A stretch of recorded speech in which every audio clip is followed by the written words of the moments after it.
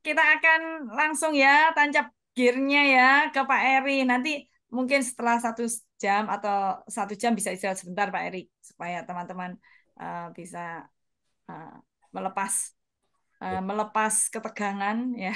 Ya. Oke, Lili. silahkan Pak Eri. Pak Eri. Gitu. Oke, terima kasih ya Bapak Ibu semuanya, khususnya buat Bu Lili yang sudah mengizinkan saya untuk bergabung di dalam apa namanya program ini. Saya merasa bersyukur karena memang saya mempunyai satu kerinduan untuk membagikan apa yang selama ini saya pelajari, ya. Jadi sayang sekali kalau sampai apa yang sudah saya pelajari itu hilang semua, misalnya tidak ada eh, yang meneruskan gitu. Dan oleh karena itu memang belakangan ini saya senang dengan membuat pelajaran-pelajaran, dan salah satunya adalah lebih fokus kepada budaya Yahudi atau budaya Yahudi yang Alkitabiah gitu ya. Nah, Bapak Ibu, ini sebenarnya ada lima ya, ada lima topik yang saya ingin sampaikan kepada Bapak Ibu sekalian. Yang hari ini itu adalah mengenai penciptaan, terus kemudian konsep tentang hari dan musim-musim. Ya, minggu depan itu kita akan belajar mengenai memahami konsep Sabat, konsep Sabat. Kemudian minggu depannya lagi itu adalah 2 kali ya, karena Bu Amel itu tidak berhalangan. Jadi tanggal 29 Juli berarti sehari penuh itu saya akan memberikan 2 topik. Yang pertama adalah nama dan sebutan Allah. Ini yang selalu menjadi permasalahan di antara kita, dan saya mencoba untuk menggalinya supaya kita semua bisa mendapatkan satu pemahaman yang saya anggap itu memang alkitabiah. Bapak Ibu nanti silakan dicek sendiri. Kalau misalnya sampai tidak bisa menerima nggak masalah, diterima syukur gitu ya. Tetapi maksud saya ini, kita ini cobalah belajar Alkitab dengan lebih baik lagi supaya tidak terombang-ambing dengan berbagai macam pengajaran di luar sana. Dan sekarang ini bakal seru Bapak Ibu ya, tambah banyak lagi yang akan bikin kita pusing. Ya, salah satunya yang terakhir yang saya dengar, yang ada seorang hamba Tuhan mengatakan Yesus itu bukan juru selamat. Ini kan jadi heboh kan. Ya, Bapak Ibu mungkin sudah dengar ya, hamba Tuhan yang cukup terkenal gitu. Nah, jadi kalau kita tidak belajar sendiri gitu, ini kita akan gampang terombang-ambing dan kita akan bingung, dan mungkin kita juga akan out gitu ya, akan meninggalkan, oh pusing saya, nggak ada yang benar gitu. Tapi kalau kita punya dasar, kita bisa menggali sendiri firman Tuhan, mungkin kita akan lebih kuat gitu ya, lebih kuat, dan kita bisa melihat, bisa ini benar nih Alkitabiah nih, kita bisa ikut gitu ininya ya. Kemudian nanti yang keduanya di tanggal 29 itu saya akan membahas mengenai kematian, penguburan, dan berkabung. Ya, kematian, penguburan, dan berkabung. Dan pelajaran yang kelima, tanggal 12 Agustus, ya, karena 5 Agustusnya full Bu Amel yang akan mengisi. Jadi tanggal 12 Agustus kita ketemu lagi dengan pelajaran mesbah, korban, dan penyembelihan. Ya, seperti yang Bu Amel katakan tadi, ya, sebisa mungkin di dalam pelajaran yang saya gali, kalau ada kaitan dengan perjanjian baru, itu nanti dikaitkan dengan perjanjian baru. Tetapi saya memulai penggalian ini berdasarkan dari kitab Kejadian sendiri. Jadi saya membaca kitab Kejadian, terus kira-kira konsep apa yang kita tidak mengerti atau kita sering lewati, atau mungkin perlu kita mengerti untuk menjawab orang-orang yang bertanya kepada kita, itu yang saya angkat menjadi topik pembicaraan kita. Hari ini kita akan bicara mengenai penciptaan, hari, dan musim-musim. Saya harapkan semua ini akan memberkati bapak-bapak dan ibu-ibu semuanya. Ya, dan saya pikir apa kombinasi Bu Amel dengan saya ini bagus ya. Kenapa?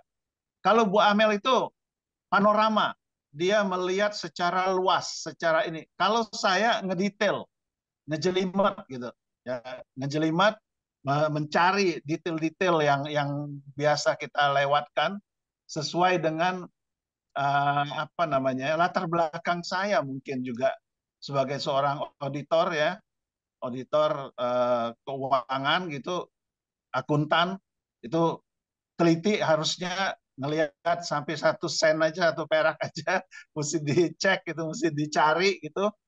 Dan kemudian juga saya apa namanya sebagai editor ya, editor naskah gitu juga perlu teliti sekali ya. Dan juga mungkin Bapak Ibu tidak tahu mungkin ya, saya juga punya latar belakang sebagai seorang magician atau penyulap, itu juga perlu teliti gitu.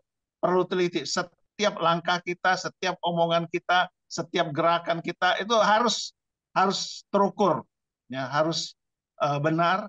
Nah, itu mungkin yang melatar belakangi saya sehingga ketika saya belajar firman Tuhan, juga saya senang untuk lebih lebih menjelimati gitu sehingga mendapatkan kebenaran yang menurut saya baik sekali. Bu Lili udah Sudah siap? siap Pak Erik. Oke, ya Saya kita mau bisa komen sedikit Pak Erik. Berarti ya. sesekali kita mau melihat Pak Erik main sulap ya di sini ya.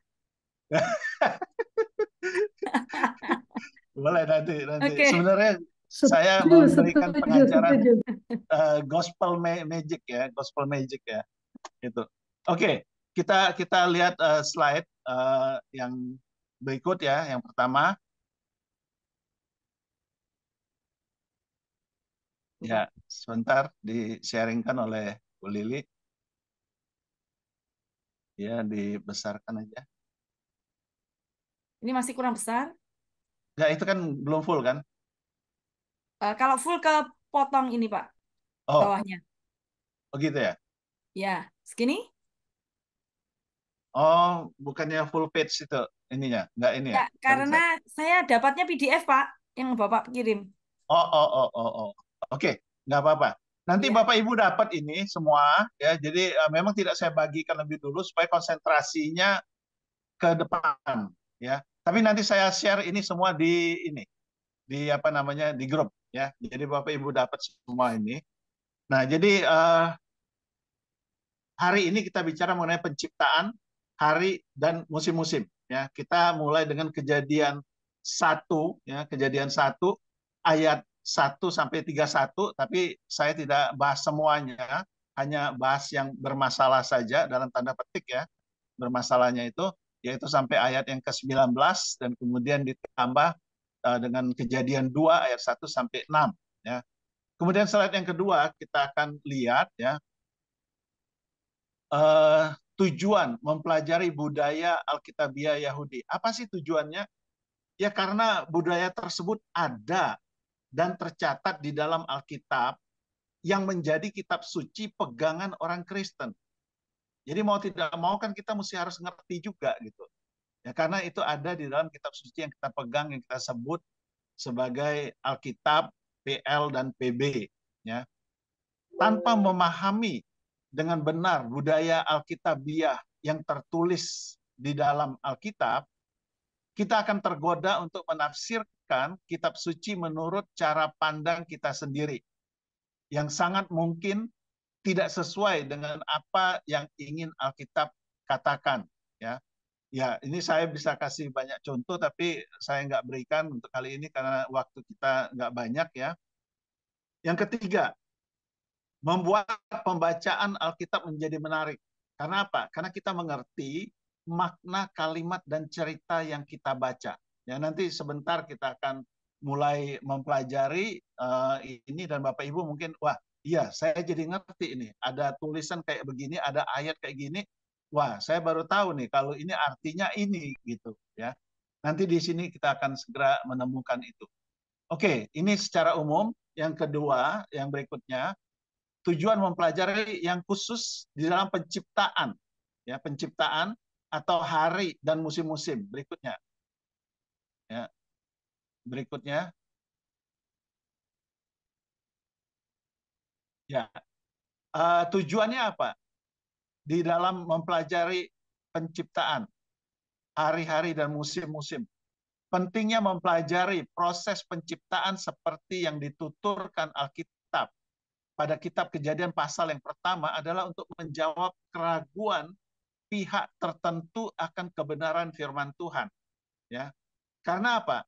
Karena ada orang-orang yang cukup kritis dan mereka menemukan sepertinya ada hal-hal yang tidak masuk akal di dalam kisah penciptaan yang tertulis di dalam pasal yang pertama itu. Ya, memang ada dua orang Bapak Ibu yang apa namanya mempelajari Alkitab dengan cara jelimet itu ada dua orang. Yang pertama memang anak-anak Tuhan yang memang mau belajar sungguh-sungguh, dan kedua adalah musuh kita atau lawan kita atau orang lain yang ingin mencari kesalahan yang ada di dalam Alkitab. Dan itu mereka temukan, ini nggak masuk akal. Dan mereka mempertanyakan kepada kita. Dan kita nggak tahu jawabnya. Ini kan nggak lucu gitu ya. Kita punya kitab suci, ada orang yang nyalahkan, tapi kemudian kita pikir, waduh, iya juga ya. Saya nggak tahu juga nih, ini gimana ceritanya. Akhirnya iman kita jadi goyah. Dan bisa saja kita langsung berubah pikiran, kemudian mengikuti orang yang bersangkutan. Nah, kalau kita pelajari nanti baru kita ngerti, wah sebenarnya firman Tuhan itu luar biasa. Kalau yang sejauh ini saya pelajari luar biasa akuratnya, luar biasa indahnya gitu, dan ini apa namanya perlu memang kita pelajarin. Ya. Yang kedua, memahami konsep perhitungan hari, pekan, bulan, dan tahun juga menjadi penting karena ada hari-hari raya dan juga kejadian tertentu yang akan kita mengerti maknanya jika kita mengetahui konsep perhitungan harinya. Ya, nanti kita sampai, nanti saya akan jelaskan. Terus terang, saya mulai berubah cara berpikir saya sejak saya mulai pergi ke Israel tahun 2007.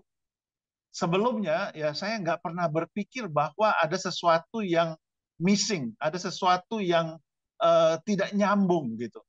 Tetapi setelah saya ke sana dan saya kemudian diajari oleh orang-orang Yahudi yang menjadi guide kami di dalam tour gitu ya, baik orang Yahudi yang duniawi ya, ada juga gitu ya guide tour itu yang duniawi tapi dia Yahudi, ada juga yang taat sekali dengan Judaism mereka gitu, ada juga yang mesianik yang percaya Yesus, yang menjadi local guide.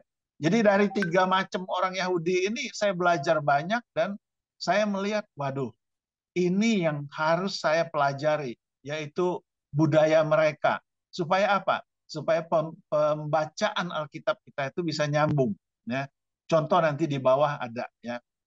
Yang ketiga, memahami konsep tentang musim-musim juga sangat penting karena Alkitab menggunakan istilah musim dalam membuatnya. Misalnya ada hujan awal dan hujan akhir. Ya, orang-orang Pentakosta biasanya tidak asing dengan istilah ini, hujan awal dan hujan akhir. Nanti kita akan lihat di bawah. Dan yang keempat, saya menjelaskan juga siklus air yang terdapat di dalam Alkitab. Ini agak-agak melenceng sebenarnya, tetapi kenapa saya masukkan? Karena kebetulan ini belajar mengenai penciptaan, sekaligus saya masukkan masalah siklus air ini karena ada perdebatan juga di luar sana ya yang merasa bahwa kitab mereka itu paling paling bagus, paling paling komplit dan paling ini ya, tetapi anak-anak Tuhan kadang-kadang bingung, di Alkitab kita ada nggak ya diceritain mengenai siklus air. Kalau kita mau belajar itu ada ya, dan itu luar biasa gitu ya. Oke, nah kemudian kita lihat hari ini kita akan coba membahas dalam 2 jam ini. Saya akan cepat ya, walaupun nanti saya berikan kesempatan juga untuk bertanya. Kalau tidak sempat secara langsung, bisa di grup itu masih bisa bertanya. Di Japri juga masih bisa bertanya. Jadi bebas ya untuk ini bertanya ya. Yang akan saya bahas adalah memahami urutan penciptaan. Ya, itu yang pertama. Yang kedua, memahami konsep perhitungan hari. Yang ketiga, konsep 7 hari dalam sepekan. Yang keempat, konsep tahun dalam budaya Yahudi. Kemudian yang kelima, memahami konsep musim-musim. Yang keenam, siklus air dalam Alkitab. Yang ketujuh, renungan atas hari-hari yang jahat. Ini bisa dikerjakan sendiri nanti yang ketujuh ini secara pribadi bisa. Ya. Cuman saya memberikan saja sekedar renungan supaya mungkin Bapak Ibu bisa merenungkan, mungkin juga bisa disampaikan di dalam kelompok sel ataupun di dalam ibadah di gereja. Ya. Oke, kita masuk sekarang yang poin yang pertama.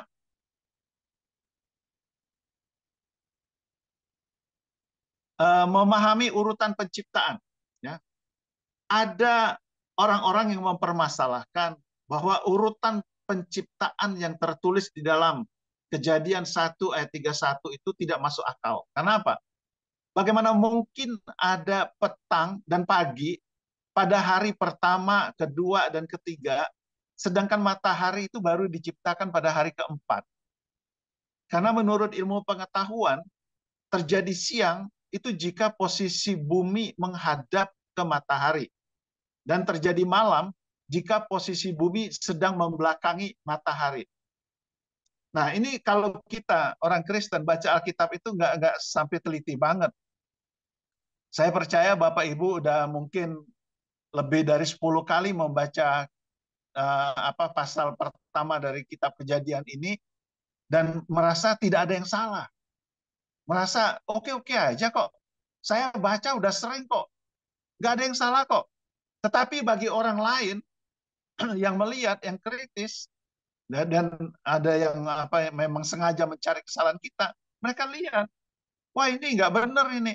Matahari aja baru diciptakan hari keempat, tapi petang dan pagi sudah ada hari pertama, kedua, dan ketiga. Bagaimana mungkin? Itu nggak masuk di akal buat mereka. Ya. Yang kedua, bagaimana mungkin tumbuh-tumbuhan diciptakan pada hari ketiga, sedangkan matahari diciptakan pada hari keempat? Bukankah seharusnya matahari dulu yang diciptakan, baru kemudian tumbuh-tumbuhan? Karena apa? Karena tumbuh-tumbuhan perlu matahari. Ya. Nah, ini pernah ditanyakan kepada saya sejak saya masih kuliah. Ya, ada teman-teman yang memang sudah dicekokin oleh uh, ajaran mereka gitu untuk menyerang kekristenan. Sehingga ketika ini ditanyakan kepada saya juga bingung. Saya juga nggak bisa jawab gitu. Ya, dan kemudian kita mulai berandai-andai gitu. Ya, oh kan itu kan ada terang Tuhan, ada terang kemuliaannya. Nggak apa-apa, matahari bisa hidup karena ada terangnya Tuhan gitu. Ya, dan kemudian kita juga bilang itu kan cuma sehari aja, nggak masalah kok gitu. Nah kita karena kita nggak mengerti, ya kita mulai ngarang gitu, ngarang cerita gitu. Oke, ini kenapa penting kita mempelajari proses penciptaan ini. Ya, oleh karena itu ada baiknya sebelum kita nanti membahas konsep hari dan musim, kita melihat selintas tentang proses penciptaan pada Kejadian pasal 1 sampai 19 nanti, agar pemahaman kita menjadi benar. Ya. Kejadian 1 ayat 1 menjadi ayat kunci, karena menjelaskan bahwa pada mulanya Allah menciptakan seluruh alam semesta. Oke, slide berikutnya. Ayatnya berbunyi begini. Pada mulanya Allah menciptakan langit dan bumi. Ya. Pada mulanya Allah menciptakan langit dan bumi. Orang Ibrani tidak memiliki kata untuk alam semesta. Jadi gaya bahasa merisme, langit dan bumi, ini digunakan untuk menunjuk pada segala sesuatu yang ada pada alam semesta. Hal ini akan jadi lebih mudah jika kita pahami kalau kita baca Kejadian 2 ayat yang pertama. Demikianlah diselesaikan langit dan bumi dan segala isinya. Ada tambahan kata-kata dan segala isinya. Wakol zebaam. Menjadi penting karena apa? Karena menunjuk keseluruhan yang lebih luas dan rinci yang ada di dalamnya. Bukan hanya langit dan bumi saja. Langit dan bumi itu gaya bahasa, merisme. Seperti kita ngomong, saya memperhatikan dia dari ujung kepala sampai ke ujung kaki. Ya. Artinya apa? Ya artinya saya meneliti itu dengan teliti sekali. Semua yang di antara kepala sama kaki itu semua termasuk. Tapi yang saya sebut cuma kepala dan kaki gitu. Demikian juga di sini yang disebut cuma langit dan bumi. Tetapi yang dimaksudkan adalah semuanya. Nah, semuanya itu apa nanti kita lihat berikutnya ini ya. Alam semesta yang diciptakan oleh Allah itu terdiri dari miliaran galaksi, miliaran ya, miliaran galaksi. Nah, ini kita mulai masuk kepada ilmu pengetahuan ya. Ya, makanya penting juga kita belajar sedikit. Saya tidak mendalami, tetapi saya sekedar tahu untuk mengerti lebih baik mengenai galaksi atau penciptaan ini. Ini bagus sekali ya. Kita sendiri berada di salah satu galaksi yang diberi nama galaksi Bima Sakti atau Milky Way Galaxy. Ya, apa itu galaksi nanti sebentar kita akan lihat pelan-pelan. Galaksi terdekat dengan galaksi kita adalah galaksi Andromeda. Ada 3 galaksi lainnya. Ya, ini perkembangan terakhir. Ada 3 galaksi lainnya yang bisa dilihat dengan mata telanjang dan sudah ada 200 galaksi yang bisa dilihat dengan teleskop. Coba bandingkan. Ilmuwan memperkirakan ada miliaran galaksi. Padahal yang kita bisa teropong itu cuma baru 200-an. Jadi berarti masih banyak sekali lagi yang kita masih belum nggak ngerti, masih belum tahu kita. Ya. Nah, di dalam galaksi Bima Sakti, di mana kita berada ini, terdapat yang namanya sistem tata surya. Ya, sistem tata surya. Bisa berikutnya, sistem tata surya, ya, yaitu di mana terdapat matahari dan planet-planetnya, termasuk planet bumi di mana kita berada, ya, termasuk planet bumi di mana kita berada. Ini agak sedikit teknis bahasanya, mudah-mudahan Bapak Ibu bisa menangkap ya. Matahari itu adalah salah satu bintang yang besar yang ada pada galaksi Bima Sakti. Ya.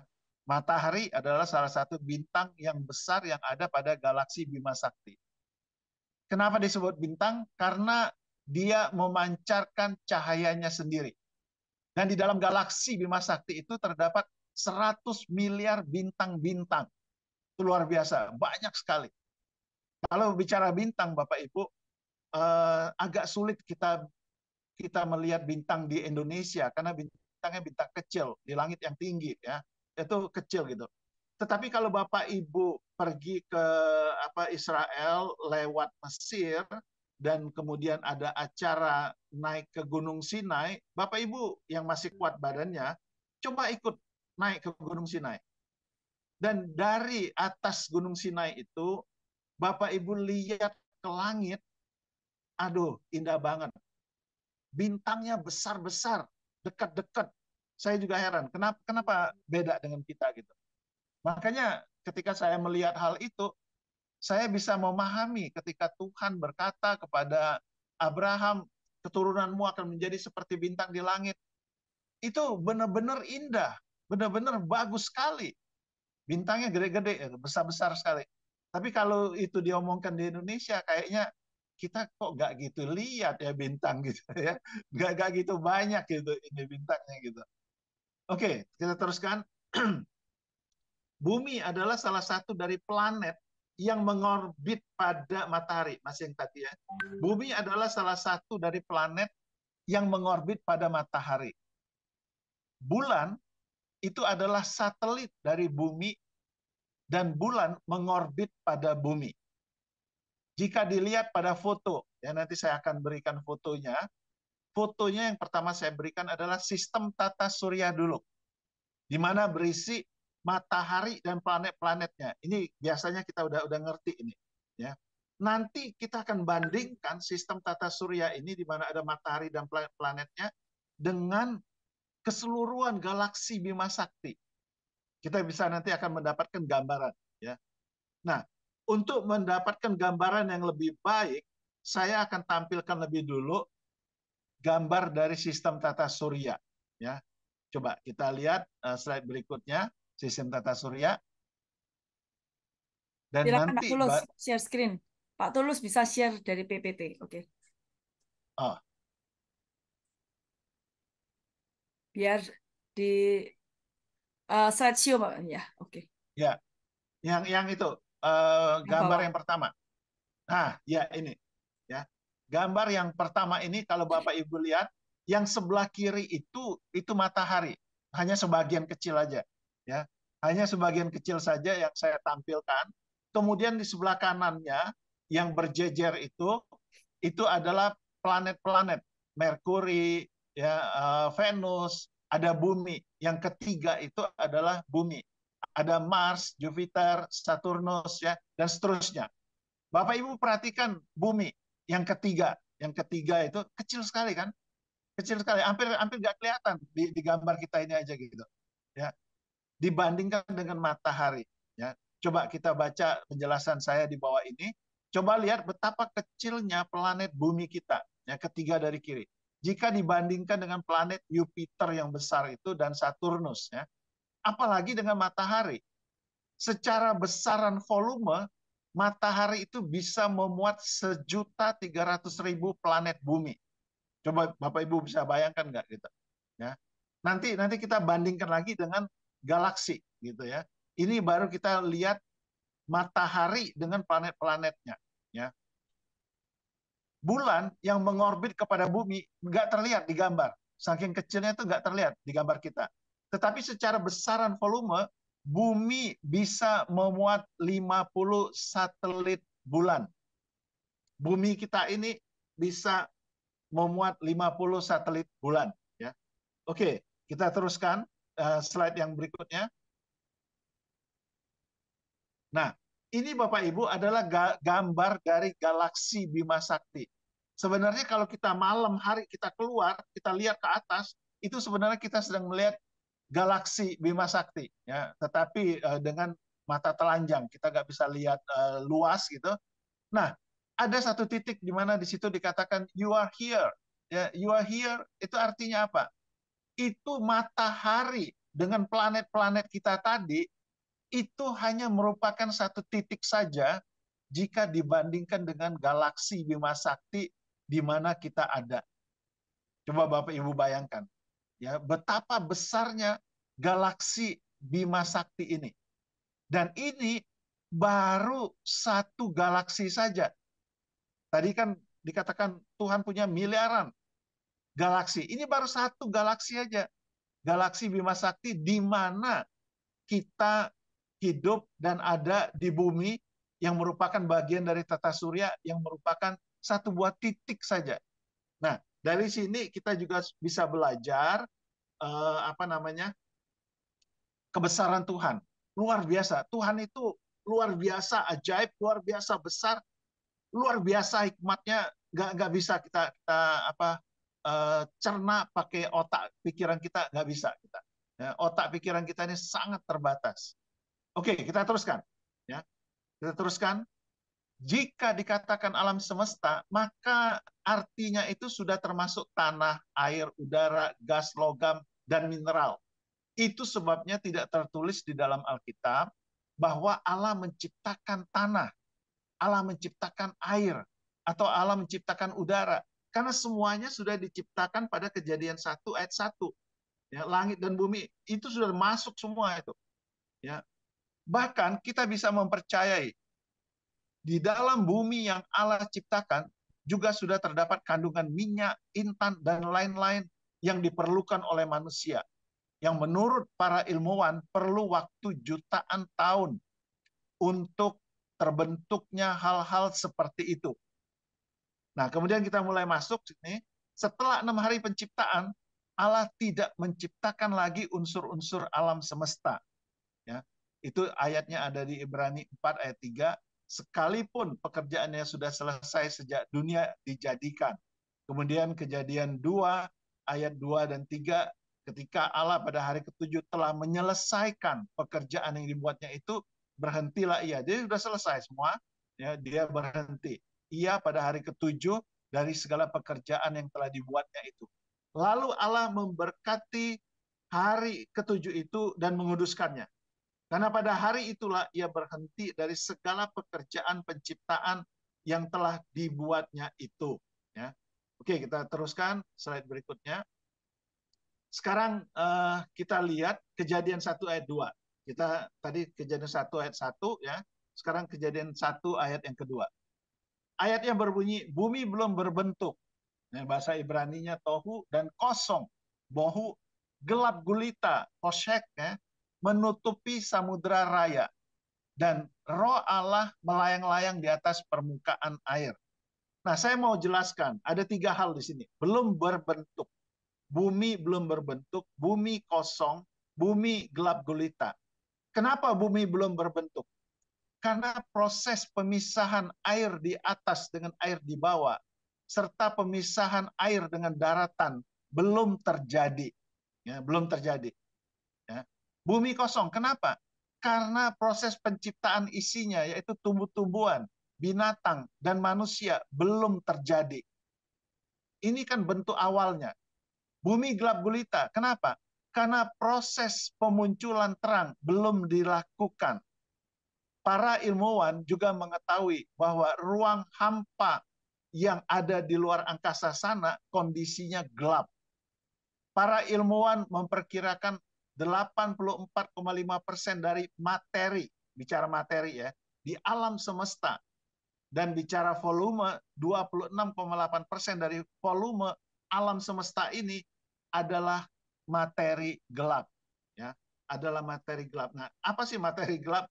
Itu menurut yang saya pelajari, itu materi gelap itu adalah materi yang kalau dia bergesekan dengan medan magnet, itu tidak menimbulkan cahaya. Ya, tidak menimbulkan cahaya. Dia tetap gelap aja gitu. Ya. Jadi keadaan gelap gulita itu bukan chaos, ya, seperti yang biasa kita dengar dalam khotbah-khotbah, karena ada roh jahat yang dilemparkan ke bumi dan mengacaukan bumi, tetapi memang keadaan bumi itu adalah gelap gitu. Ya, sebenarnya ini satu hal yang secara ilmiah juga sudah terbukti. Ya, kalau kita mempelajari ruang angkasa, itu Bapak Ibu bisa lihat di ruang angkasa sana itu gelap ya. Ayat firman Tuhan lainnya yang menunjukkan bahwa slide berikutnya, awalnya bumi diselimuti oleh kegelapan adalah Ayub 38 ayat 4 sampai 9. Yesaya 45 6 sampai 7.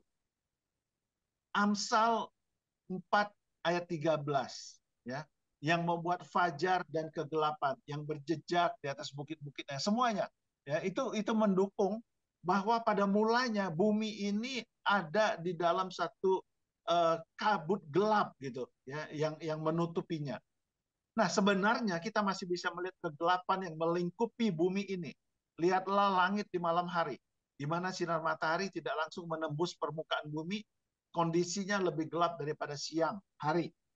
Karena ada terang dari bulan yang memantulkan sinar matahari, kita masih bisa melihat di kegelapan malam.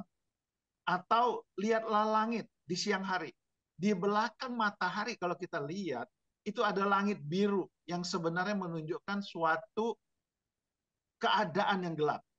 Ya, suatu keadaan yang gelap. Slide berikutnya. Di dalam konteks penciptaan alam semesta ini, kita tidak pernah menemukan ayat yang mengatakan bahwa gelap itu buruk atau jahat. Semua materi yang diciptakan Allah baik adanya. Kejadian 1 ayat 3 menyatakan bahwa Allah menjadikan terang. Berfirmanlah Allah, jadilah haya terang, lalu terang itu jadi. Ya. Ini bukan tindakan menciptakan terang, tetapi memunculkan terang. Terang matahari itu sudah ada. Ya, kenapa sudah ada? Karena sudah diciptakan di Kejadian 1 ayat 1. Diciptakan langit dan bumi. Itu termasuk matahari. Ya. Terang matahari itu sudah ada. Karena matahari sudah ada.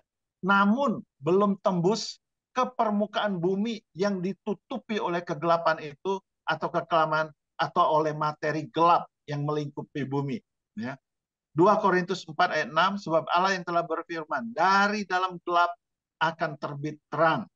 Dia juga yang membuat terangnya bercahaya di dalam hati kita, supaya kita beroleh terang dari pengetahuan tentang kemuliaan Allah yang nampak pada wajah Kristus.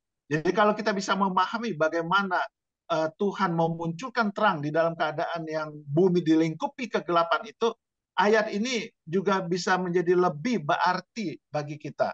Ya. Berikutnya, dengan tindakan pada Kejadian 1 ayat 3 ini, Allah membuat langit menjadi tembus cahaya atau istilahnya translucent. Sehingga sudah bisa terjadi perhitungan petang dan pagi, hari pertama, hari kedua, hari ketiga, ya. Karena bumi sejak awal diciptakan pada Kejadian 1 ayat 1 sudah berputar pada porosnya dan berevolusi mengitari matahari.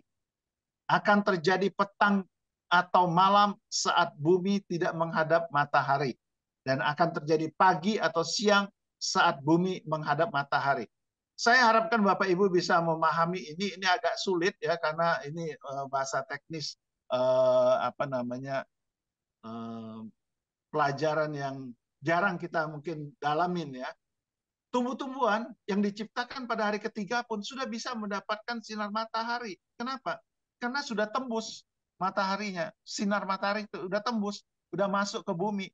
Jadi tumbuh-tumbuhan yang diciptakan hari ketiga itu sudah mendapatkan sinar matahari. Terang atau sinar matahari selain berfungsi untuk menyatakan petang dan pagi, juga merupakan sumber kehidupan. Itu sebabnya Allah memunculkan terlebih dahulu terang, karena tumbuh-tumbuhan, binatang, dan manusia memerlukan sinar matahari agar mereka bisa hidup. Proses penguapan air juga memerlukan sinar matahari. Saya percaya sekali Tuhan kita itu adalah Tuhan yang tertib, Tuhan yang penuh hikmat. Nggak mungkinlah dia menciptakan sembarangan aja urutannya.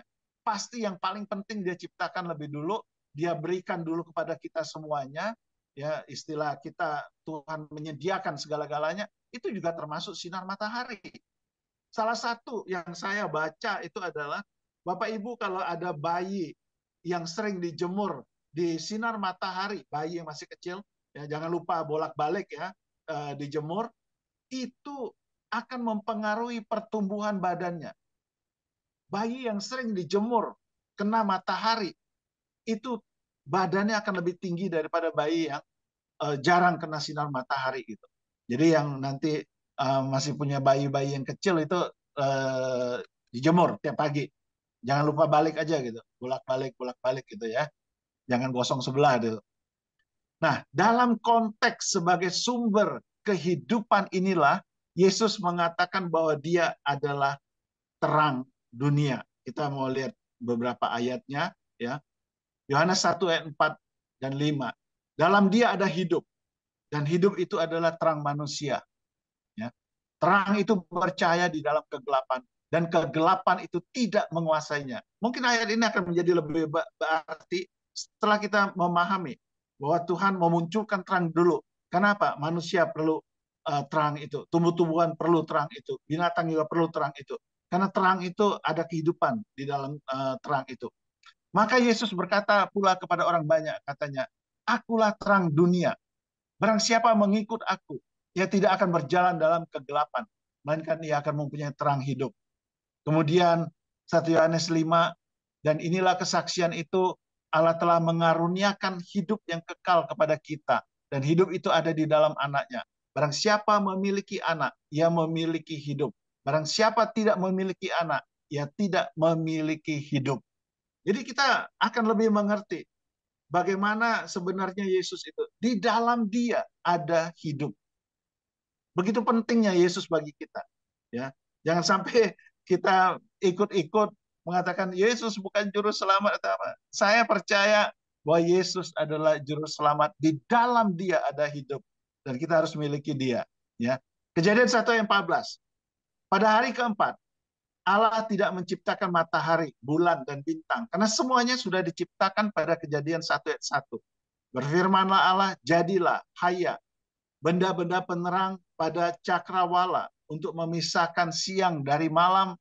Biarlah benda-benda penerang itu menjadi tanda yang menunjukkan masa-masa yang tetap dan hari-hari dan tahun-tahun sebagai penerang pada cakrawala. Biarlah benda-benda itu menerangi bumi, dan jadilah demikian. Nah, Bapak Ibu yang sudah belajar Alkitab di sekolah teologi mungkin sudah diajarin juga ada bara, ada asa, tapi juga ada kata lain, haya juga ada gitu ya. Dan bara dan asa sebenarnya sama ya, bukannya bara itu eksklusif dari ex nihilo gitu ya, bukan ya, itu sebenarnya sama gitu ya. Tapi saya nggak bahas di situ, itu terlalu rumit nanti ya. Pada hari keempat ini, Allah tidak menciptakan matahari, bulan dan bintang, tetapi membuat sinar matahari menembus langit lebih banyak lagi, sehingga membuat keadaan bumi menjadi transparan dan semuanya dapat terlihat dengan jelas seperti sekarang ini kita melihat. Ya. Allah lalu mengukuhkan fungsi matahari yang menguasai siang dan fungsi bulan yang menguasai malam dengan tujuan untuk menunjukkan masa-masa, hari-hari, dan tahun-tahun. Bulan menguasai malam karena ia memantulkan cahaya matahari pada saat sinar matahari tidak menyinari bumi secara langsung. Sebenarnya bulan dan bintang itu tetap ada di langit ketika siang hari ataupun malam hari. Ya, itu tetap ada mereka di sana gitu. Cuma karena siang terang matahari kita nggak bisa lihat bulannya gitu. Ya, tapi kadang-kadang kita bisa lihat, loh kok bulan udah nongol duluan, rajin banget gitu ya. Itu karena memang dia ada di sana gitu. Ya, ada di sana dia. Ya. Jika ada yang ngotot bahwa matahari dan bulan diciptakan pada hari keempat, sedangkan bumi diciptakan pada hari pertama, maka hal ini akan menjadi sangat aneh secara ilmiah. Ya. Sangat aneh secara ilmiah. Berikutnya, ya, ini. Matahari bisa dikatakan sebagai pusat, di mana planet-planet mengorbit padanya, termasuk planet bumi. Bagaimana pusatnya diciptakan belakangan daripada planet-planetnya. Karena tidak ada pusat gravitasinya, planet-planet tersebut bisa bergerak liar tidak beraturan. Demikian juga dengan bulan. Bulan memang berevolusi mengelilingi bumi, tetapi bersama-sama dengan bumi, bulan juga berevolusi mengelilingi matahari. Menjadi tidak masuk akal jika matahari diciptakan belakangan setelah diciptakannya bumi dan bulan. Nah, Bapak Ibu bisa lihat gambaran dari slide berikutnya, ya. Nah, pusatnya itu matahari, sun, ya, itu. Matahari itu berputar di porosnya 27 hari lamanya. Nah, kemudian ada bumi. Bumi itu salah satu planet. Dia berputar mengelilingi matahari 365 hari. Tetapi bumi sendiri berputar di porosnya itu 24 jam. Ya, berputar di porosnya itu 24 jam. Dan dia mengelilingi itu 28 hari, satu bulan itu ya. Nah, ini semuanya bergerak semua Bapak Ibu. Ya, bergerak semua dan pusat gravitasi itu adalah matahari. Jadi nggak mungkin matahari itu belakangan diciptakannya. Kenapa? Karena dia pusatnya. Yang lainnya tuh berantakan kalau dia nggak ada gitu. Ya, justru yang lain itu ada bisa berputar itu karena ada matahari dengan daya gravitasinya. Ya. Oke, saya sekarang memberikan Bapak Ibu cara mengingat, ya, cara mengingat eh, proses penciptaan.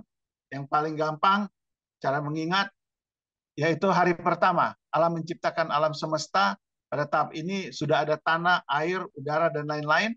Dan hari Allah kemudian memunculkan terang, langit menjadi tembus cahaya, translucent.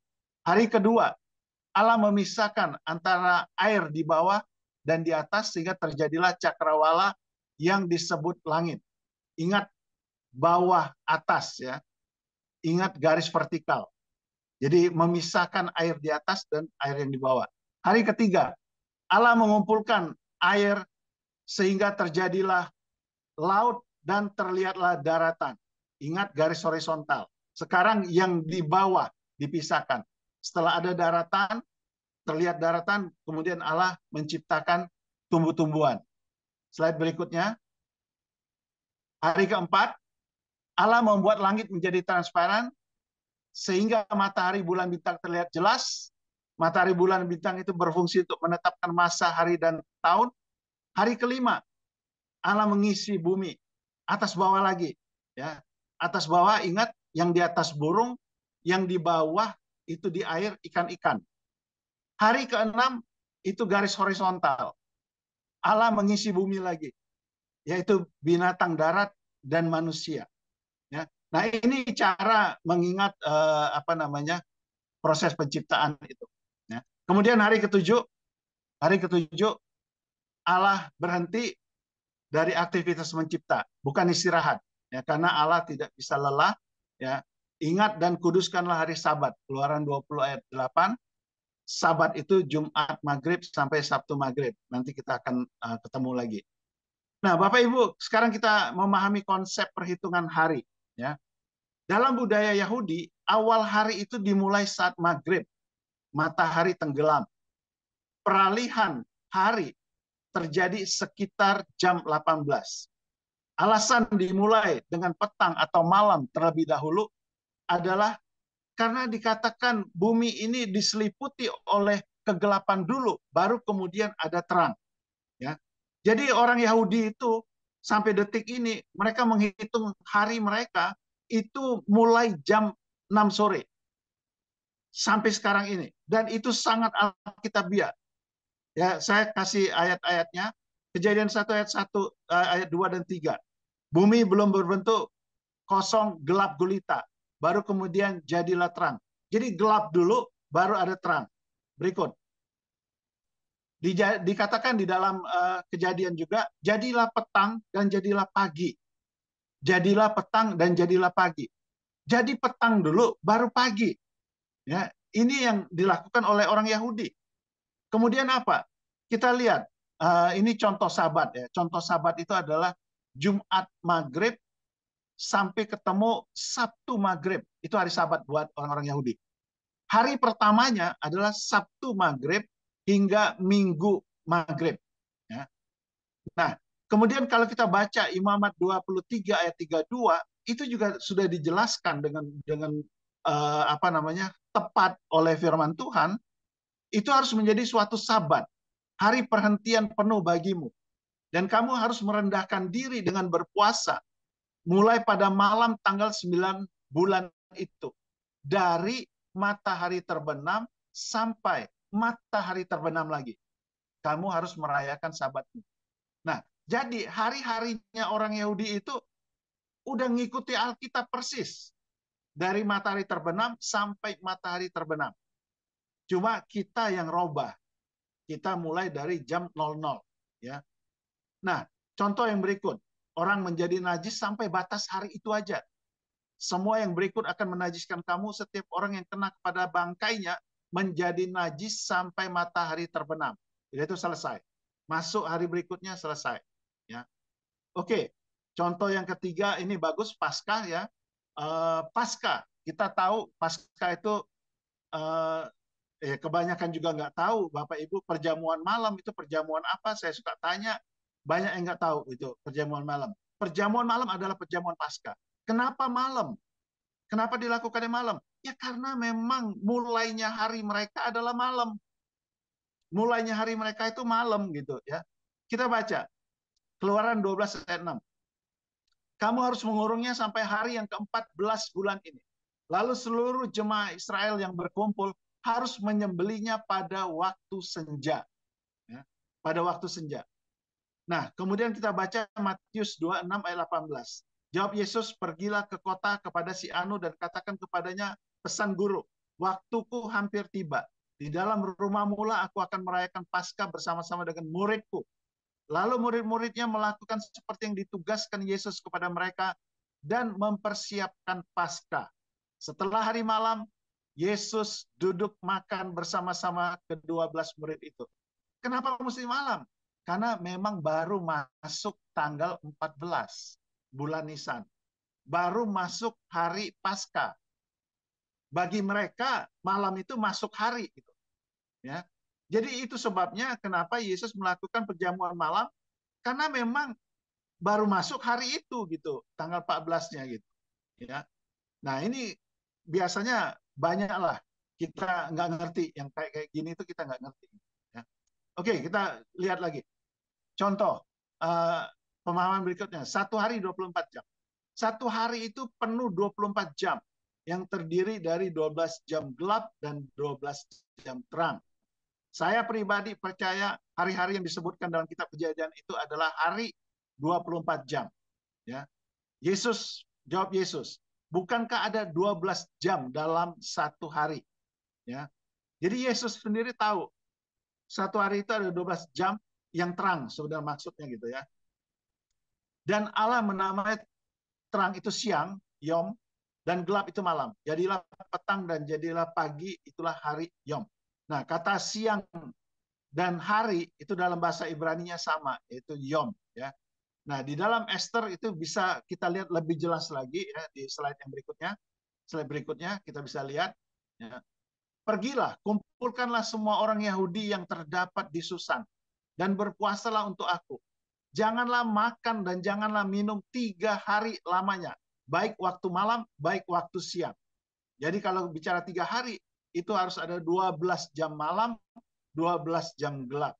Ya, sekali lagi perhatikan istilah hari dan siang itu sama. Nah, seperti Yunus tinggal di dalam perut ikan 3 hari 3 malam, ya 3 siang 3 gelap, ya itu artinya 3 hari penuh. Ya. Nah, sekarang kita bicara mengenai urutan jam siang dan malam. Untuk 12 jam siang itu awalnya dihitung pada pada jam 6 pagi.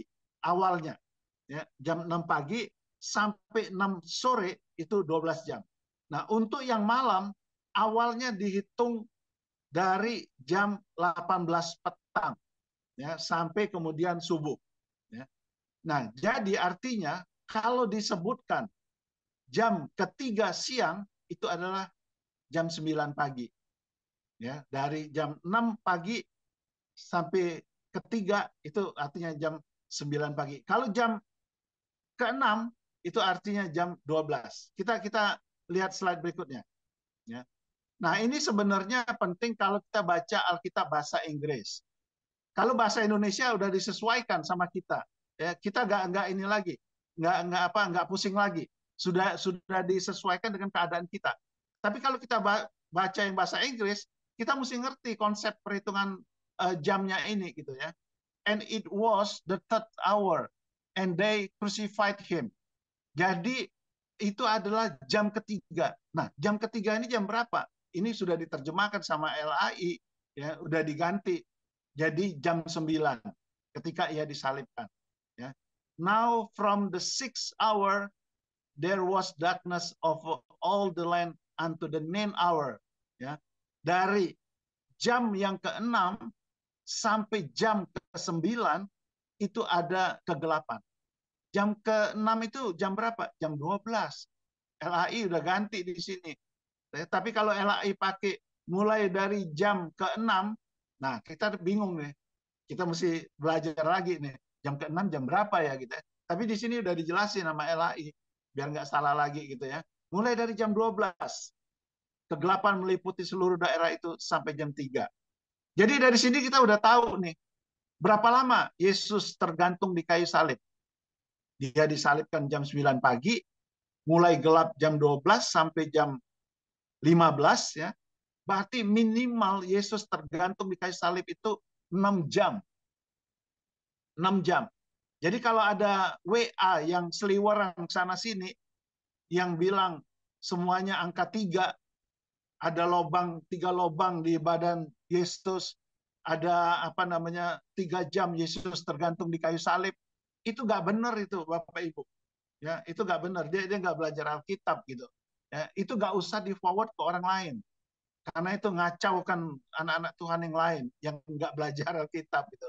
Ya, itu langsung kalau bisa dikasih pengertian yang ngirim itu. Nggak 3 jam di kayu salib itu. Minimal itu 6 jam. Tetapi kan kita tahu nanti setelah menjelang maghrib itu diturunkan. Ya. Nah, itu berarti dia mungkin tergantung di kayu salib itu hampir 9 jam, mungkin 8 jam. Ya.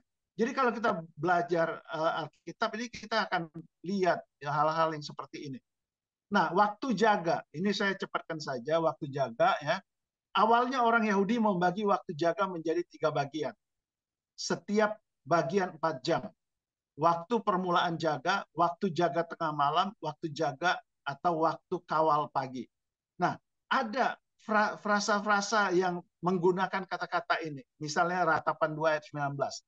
Bangunlah, mengeranglah pada malam hari, pada permulaan giliran jaga malam. Pada permulaan giliran jaga malam. Nah, itu berarti jam 18 antara 18 sampai 22 ya. Ayat yang lain ya.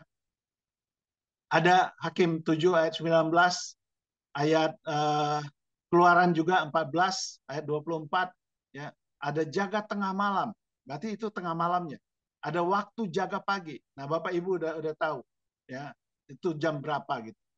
Kemudian orang Romawi ini nanti dampaknya ke Perjanjian Baru beda lagi itu penafsirannya gitu ya, pemahamannya gitu. Kemudian orang Romawi membagi waktu jaga menjadi 4 bagian, masing-masing 3 jam. Waktu jaga malam 18 sampai 21, 21 sampai 24, 24 sampai jam 3, dan kemudian waktu jaga pagi jam 3 sampai jam 6 subuh.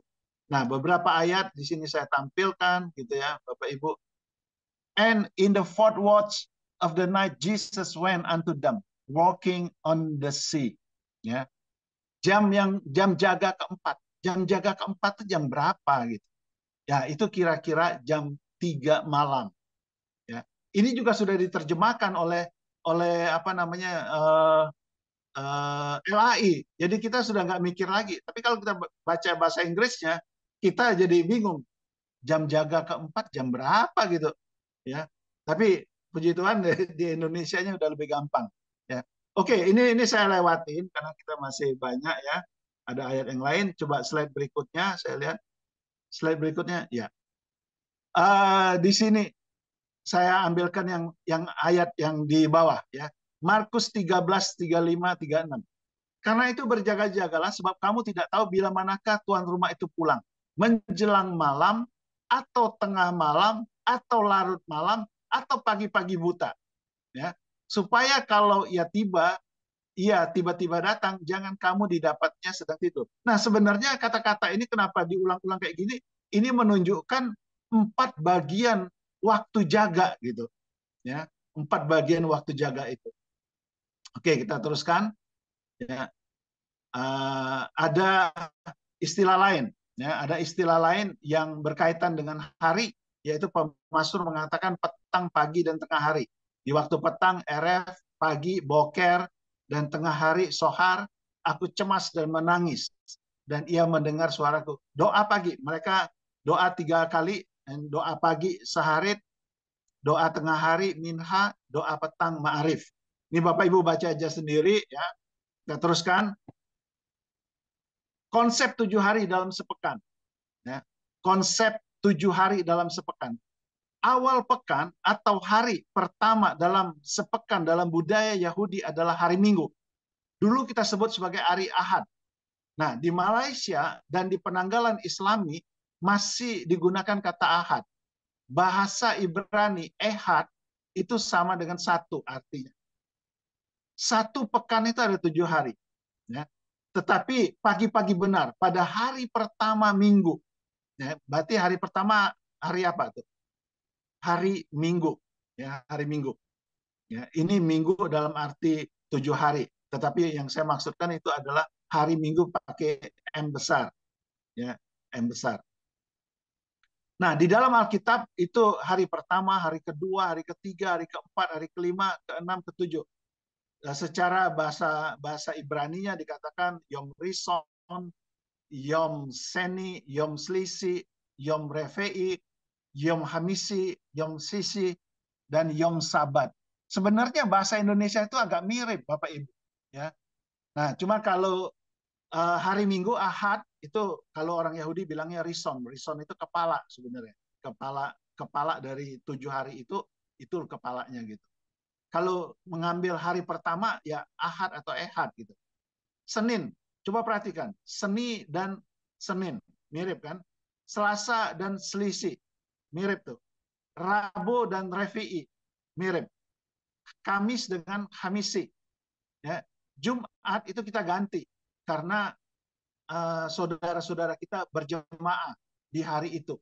Ya. Kita ganti jadi hari Jumat, hari jemaah.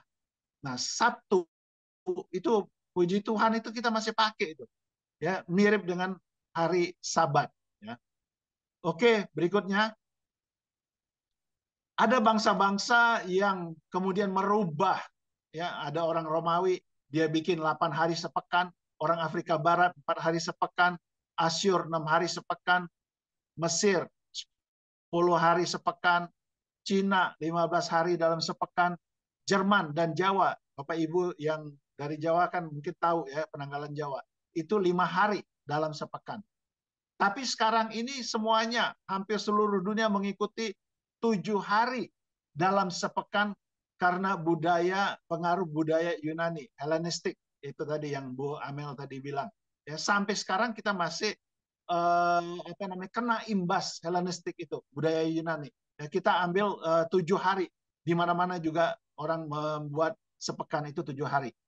Menurut Alkitab, mereka yang mengubah waktu itu sebenarnya adalah penentang Tuhan.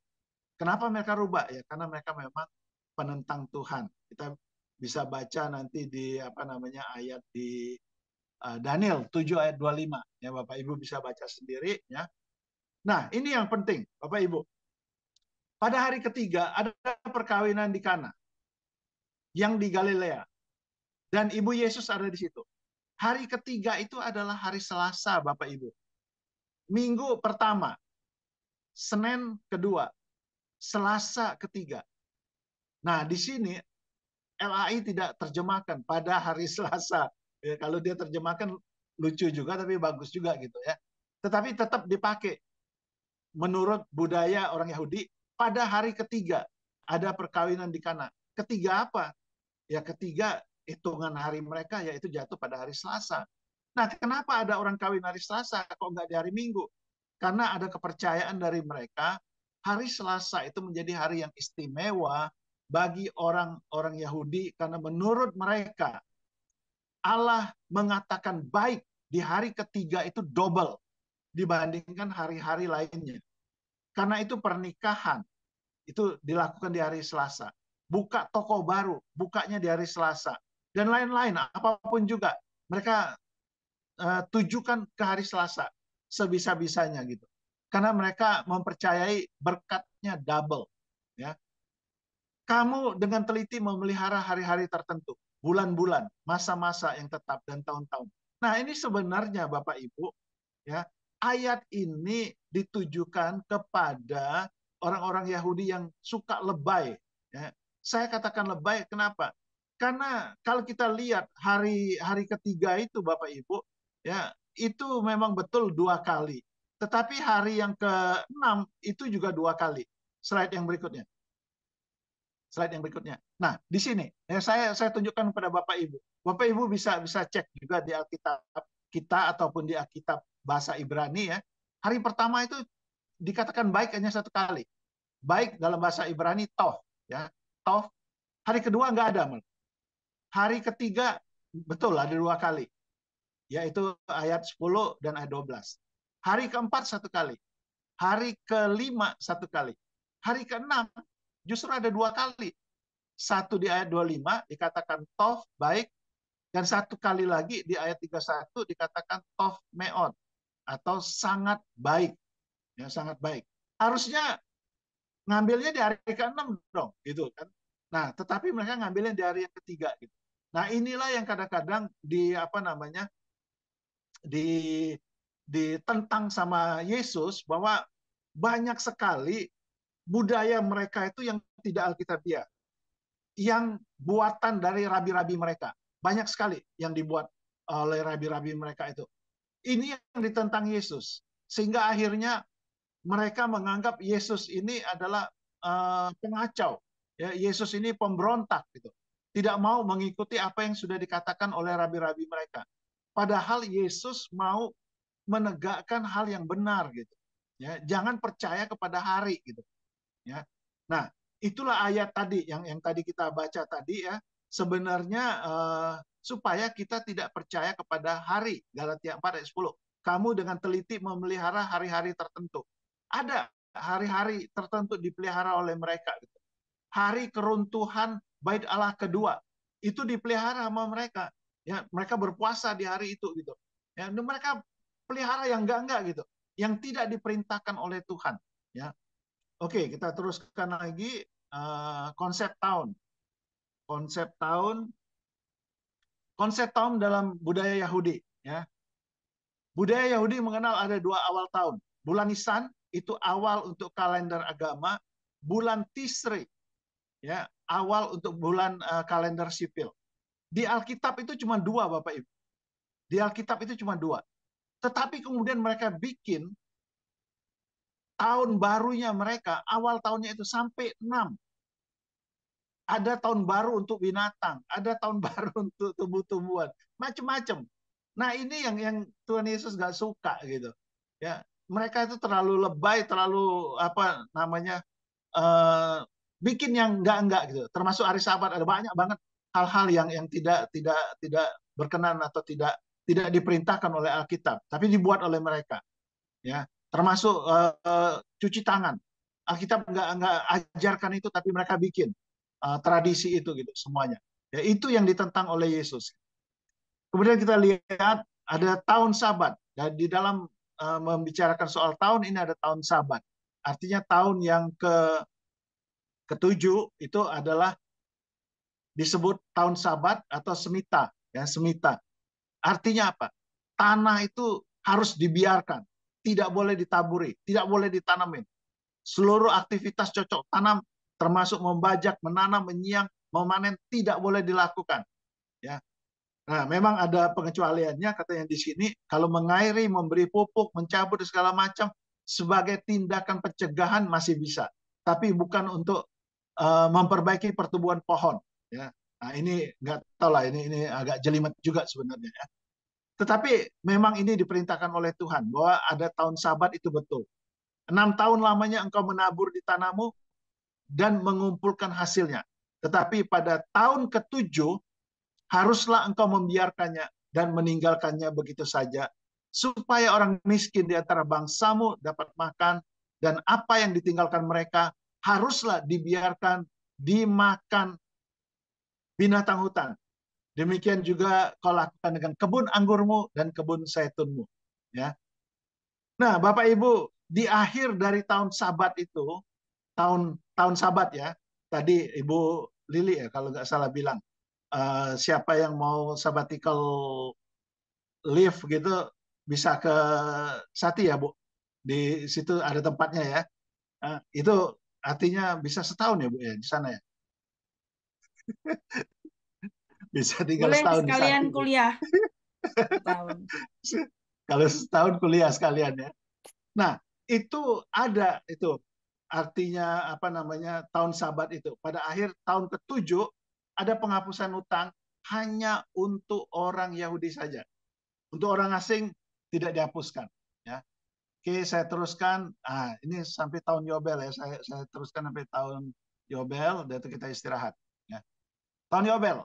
Tahun Yobel itu adalah perayaan keagamaan tradisi Israel. Tahun ini dikenal sebagai tahun ke-50 yang dalam bahasa Inggris dikenal dengan ungkapan Jubilee. Ya. Kata Yovel juga berarti tanduk domba jantan. Ya, huruf V itu bisa dilafalkan sebagai B dalam bahasa Ibrani Alkitab. Dalam tradisi Yahudi, tahun Yobel dirayakan bersamaan dengan Hari Raya Pendamaian. Perayaan ini dibuka dengan meniupkan sangkakala, shofar, yang tidak hanya menjadi tanda dimulainya perayaan, tetapi juga menjadi seruan pembebasan bagi para budak, termasuk pembebasan lahan pertanian. Nah, yang menarik Bapak Ibu, tahun Yobel adalah tahun ke-50. Dan itu adalah tahun semita, tahun yang tidak boleh ditanamin. Tahun yang ke-49 itu juga adalah tahun semita, karena kelipatan 7 kali 7 kan, 49. Itu juga tahun semita. Itu tidak boleh ditanami juga. Nah, artinya apa? Artinya 2 tahun itu. Tahun 50, tahun 49 nggak boleh ditanamin. Makanya pada tahun yang ke-48, Tuhan janji akan memberkati mereka 3 kali lipat. Ya, kita bisa baca ayatnya. Ya, ini mungkin kita nggak pernah perhatikan gitu ya. Tetapi kalau kita sekarang sudah pelajari ini kita ngerti, oh ayat ini rupanya artinya. Ya, itu Imamat 25 ayat 20 21. Apabila kamu bertanya, apakah yang akan kami makan dalam tahun yang ketujuh itu? Bukankah kami tidak boleh menabur dan tidak boleh mengumpulkan hasil tanah kami? Maka aku akan memerintahkan berkatku kepadamu dalam tahun yang keenam, supaya diberinya hasil untuk 3 tahun. Nah, jadi tahun keenam itu hasilnya 3 kali lipat untuk 3 tahun karena menyangkut tahun Yobel tadi. Kalau 3 tahun berarti menyangkut tahun Yobel. Ya, oke, slide berikutnya. Nah, ini ada tabel, ya, tabel eh, tahun Yobel, ya, tahun Yobel sampai dengan tahun 2015. Ini apa namanya? Mulai Israel memasuki Kanaan. Dihitung tahun Yobel sampai sekarang 2015 itu sudah 70 kali. Ya. Nah, catatan saya yang beredar ada beberapa versi. Ini salah satu versi aja, ya. Salah satu versi saja. Jangan nanti kita mulai dapat tabel ini bikin pengajaran macam-macam gitu. Ya, jangan sampai begitu gitu, mengacaukan dunia persilatan gitu ya. Jangan sampai begitulah. Ya, ini. Karena kita juga nggak tahu perhitungannya. Karena kalau kita pelajari ternyata ada beberapa tabel. Ini cuma salah satu aja. Tahun Yobel yang ke-70 itu adalah September 2015 sampai Oktober 2016. Ya. Saya stopkan sampai di sini, baru nanti kita teruskan memahami konsep musim. Ya. Jadi sambil tanya Pak, itu apa Ya. namanya? Eh, yang tahun-tahun tadi itu kan muncul kan yang dinosaurus jutaan tahun kayak gitu-gitu itu bisa kehitung Pak. Dan apa benar itu? Maksudnya usia kan? Iya Maksudnya. iya betul. Ya, oke. Nanti kalau sudah kumpul ya, Ya saya jawab. ya. Sebenarnya Pak Tulus, saya tuh nggak nyentuh situ, tapi ditanya. Tapi kalau kalau saya ngajar Pentatek itu ngajar kitab Kejadian pasti saya sentuh dan banyak banyak banyak pertanyaan di kitab Kejadian itu sebenarnya. Ini cuma satu aja yang saya angkat karena apa namanya? Saya lihat ada yang misalnya mengajarkan sepertinya nggak percaya bahwa itu kejadian itu seperti itu gitu. Nah, sedangkan saya percaya firman Tuhan itu ya memang seperti yang ditulis gitu kejadiannya gitu. Makanya saya angkat ke sini gitu ininya. Tapi kalau mengenai permasalahan pertanyaan seperti kayak tadi gitu, nanti saya jawab menarik, menarik banget gitu. Mudah-mudahan bisa dapat satu pencerahan nanti ininya. Tunggu kita kumpul semua. Kita langsung pertanyaan aja Pak, sebentar Pak. Siap. Sambil menunggu teman-teman biar kalau ada yang Tapi mau nanti tanya. nanti temennya nggak dengar jawabannya. Ini soalnya Ah, pertanyaannya bagus.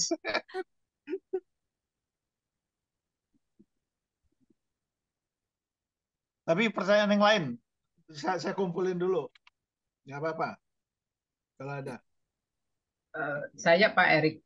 Ya, Um, Mungkin apa ya sesuatu yang sering dipertanyakan orang juga barangkali ya. Sebetulnya konsep satu hari penciptaan itu yang dilakukan oleh Tuhan itu apakah sama dengan konsep 24 jam atau yang 12 hari atau periode atau seperti apa Pak? Kira-kira Pak supaya maksudnya ketika orang menjelaskan misalnya guru sekolah minggu pun menjelaskan tentang penciptaan itu supaya tepat gitu Pak. Pak siapa Pak? Pak Dipian Susanto saya Pak. Pak Di Pian Pak Susanto. Dipian. Ya.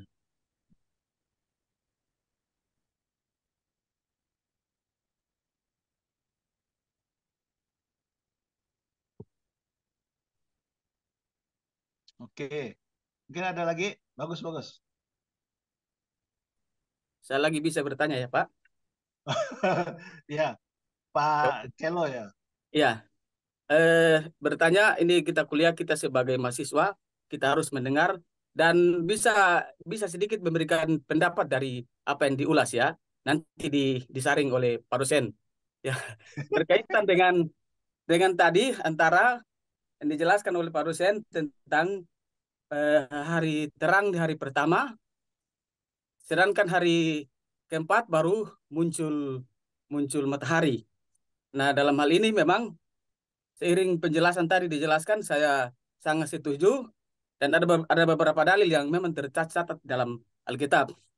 Nah, matahari hari pertama terang itu memang betul. Karena pada hari keempat itu Tuhan menciptakan benda penerang. Jadi hari hari pertama ini artinya yang menurut respon saya pernah diskusi juga. Jadi makanya nanti di-sharing apa betul itu dia. Jadi hari pertama itu memang Tuhan menciptakan terang. Matahari belum ada, ya betul. Nanti hari keempat baru Tuhan menciptakan benda penerang pada ayat yang ke-14. Tuhan menciptakan benda penerang.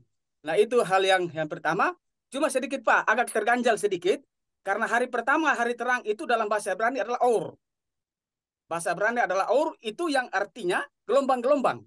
Sedangkan matahari sun, yaitu terik atau panas. Jadi ada dari kedua hal ini ada hal yang sedikit berbeda. Jadi apa hari jadi kesimpulan dari waktu diskusi saya bertanya bahwa matahari dan terang itu memang dua hal yang berbeda. Dua hal yang berbeda antara matahari dan terang. Terang matahari punya terang, tapi terang sendiri bukan berasal dari matahari. Maksudnya begini, setiap terang punya benda masing-masing. Nah, di siang hari terang itu memang berasal dari matahari. Tapi apakah lampu dalam rumah berasal dari matahari? Terang kan tidak. Kan tidak. Berarti lampu dalam rumah berasal dari PLN. Dari PLN. Nah, terang pada hari pertama yang Tuhan ciptakan di Kejadian 1 itu, itulah yang Tuhan namakan siang. Nah, kalau orang Muslim bertanya, coba tunjukkan terang itu. Terang itu buktikan. Nah, kau matikan matahari saja baru buktikan. Pasti ada terang itu yang Tuhan ciptakan hari pertama. Nah, jadi ini sekedar pendapat yang ada pernah diskusi juga dan nanti Pak dosen memberikan tanggapan. Terima kasih.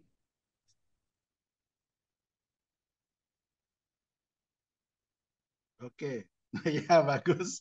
Ini memang kalau di pelajaran kitab Kejadian memang kita dalamin ini.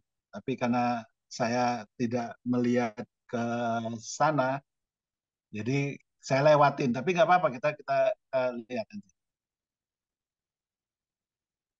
Ada lagi mungkin yang lain? Kita udah kumpul ya, oke ya. Gimana, Bu Lili? Udah full, Pak. Sudah Sudah ya? oke Pak, langsung aja. Ya, sebentar ya saya. Kita nanti sampai jam 1 kan? Ya, Iya, ya, oke.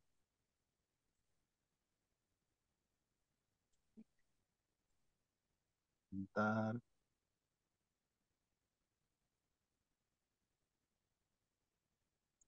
Oke, saya jawab dulu pertanyaan Pak Tulus. Ya, pertanyaan Pak Tulus. Kita kita jawab pertanyaan dulu. Sisa pelajaran ini mengenai konsep musim dan setelahnya itu nanti kita teruskan belakangan. Kita jawab pertanyaan Pak Tulus mengenai dinosaurus yang mungkin kalau sudah apa namanya, kalau menurut para ilmuwan gitu ya, itu ditemukan mungkin sudah jutaan tahun gitu. Eh, Demikian juga kalau apa namanya, ilmuwan mengatakan usia bumi itu sudah 4,7 miliar tahun gitu ya.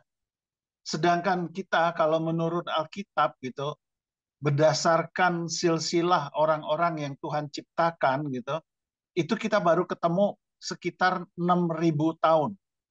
Atau kalau kita mau panjangin gitu, ya sekitar sampai 10.000 tahun, nggak lebih dari itu. Ya.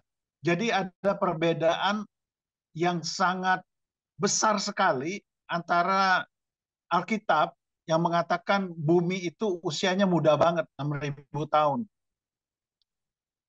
Sedangkan secara ilmiah dibuktikan 4,7 miliar tahun gitu.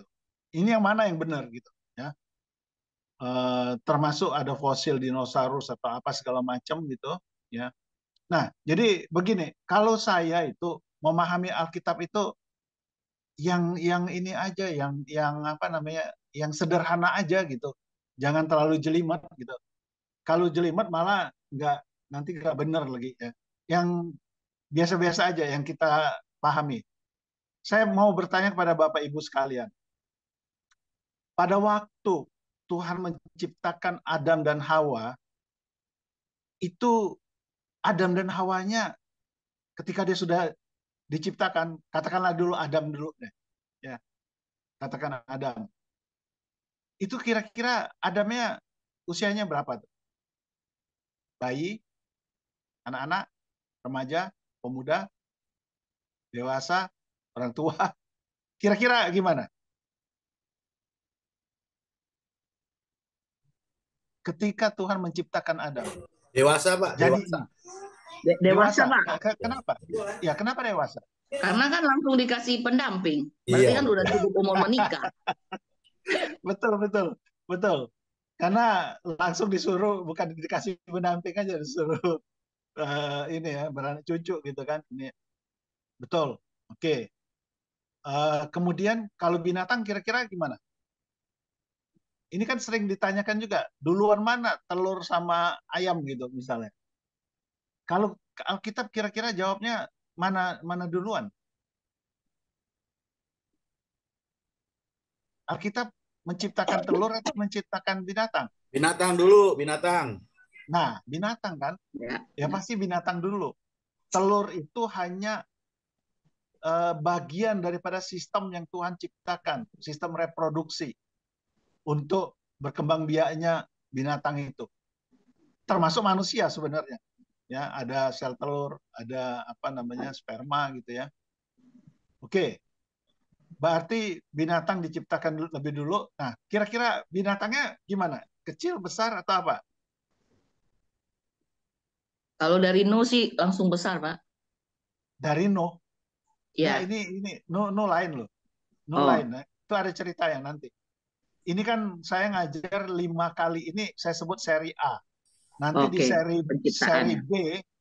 B itu saya akan mengupas soal makanan, termasuk nanti Nuh sama penciptaan ini kok agak beda gitu kayaknya. Mestinya juga sama dengan manusia gitu ya, sama juga dewasa juga, binatangnya udah dewasa juga. Kalau kita mau lihat gimana dewasanya, ya mungkin ya bisa kita lihat Tuhan bisa sembeli dan bisa bikin baju apa namanya untuk si Adam dan Hawa gitu kan. Kalau tumbuh-tumbuhan, nah ini lebih jelas. Tumbuh-tumbuhan gimana kira-kira? Baru mulai keluar pucuknya atau gimana kalau tumbuh-tumbuhan? Waktu Tuhan ciptakan tumbuh-tumbuhan itu. Tumbuh-tumbuhan kan ada musimnya. Tentunya ada yang udah mature, ada yang baru bibit. Sesuai nanti dipanen pada waktu musimnya. Jadi waktu Tuhan ciptakan ada yang masih kecil, ya. Ada yang besar sudah. Ya. Jadi nggak seragam. Ya. Sesuai musimnya nanti waktu panen. Sesuai musimnya gitu. Tapi kalau dari kita kecil. Ya, dari kecil. Nih, Ya. dari benih. Langsung Dari besar. benih. Langsung Nah, besar. Kenapa kan- langsung besar? Karena kan dia langsung kalau- bisa berkembang biak, bertambah banyak, berarti kan dia udah cukup dewasa untuk bisa benih, melahirkan, atau kalau binatang yang melahirkan. Berkembang biaklah. Ini tumbuh-tumbuhan, Bu ya. Kalau Tumbuhan. Kalau tumbuhan itu kan dalam kitab Kejadian yang saya tahu kan Tuhan berfirman, biarlah lewat tanah itu mengeluarkan tumbuh-tumbuhan. Ya. Demikian di air, biarlah dalam air berkeriapan gitu loh. Jadi kan ada proses pertumbuhan gitu. Ya. Oke. Setuju nggak kalau saya bilang tumbuh-tumbuhan yang Tuhan ciptakan itu juga udah dalam keadaan dewasa. Kenapa? Sudah ada buahnya kok. Udah bisa dimakan sama si Adam dan Hawa. Kurang Betul nggak? setuju, Pak. Berarti masa Nggak. panennya seragam semua sama-sama. Sedangkan Oh, itu tadi kan, sebetulnya ada tabel masa panen masing-masing ya tumbuh-tumbuhan ini kan berbeda. awal, Pak. Pak, ini kan awalnya kan. Nah, nanti untuk siklus berikutnya mungkin betul. Ada yang 3 bulan, ada yang 1 tahun, mungkin ada yang ini awalnya. Apakah kita nggak bisa terima bahwa waktu itu ketika Tuhan ciptakan sudah ada buahnya? Itu dulu. Kalau menurut saya Pak, kalau kita baca Ya, di kejadian yang seperti disampaikan Pak Benny tadi, ada tumbuhan dan pohon Pak. Kalau kita ya, mengacu ya, kepada ya. ilmu pengetahuan, tumbuhan itu kan mengacu pada tanaman yang tidak punya kambium, artinya tanaman yang Bukan tidak keras. ya. Nah, sementara ada pohon kan di situ. Mungkin menurut Ya, saya oke. pohon yang Oke. langsung besar Pak, Ya, gitu. oke. Saya persempit pohonnya Ya. itu langsung dewasa atau masih kecil? Kalau menurut saya langsung dewasa.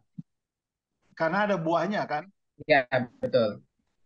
Kalau enggak ya berarti firman Tuhan kita kan nggak benar gitu kan. Ini.